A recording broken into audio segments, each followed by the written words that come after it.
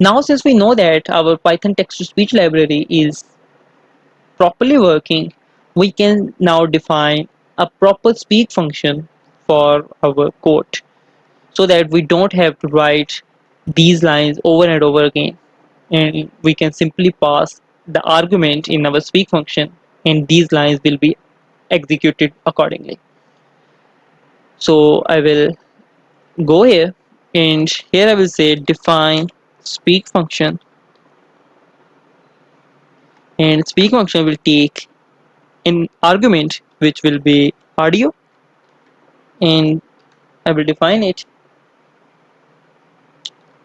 Now I will move both of these lines to the inside of our speak function, as both of these lines are part of our speak function.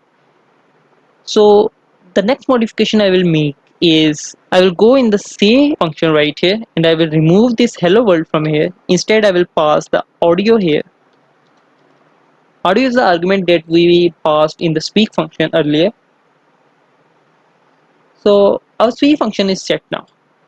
Now if I test it again, and let's say I go here, I will call the speak function, but this time speak function will be say something like hey there. Now if I run it again, Hey there. working fine.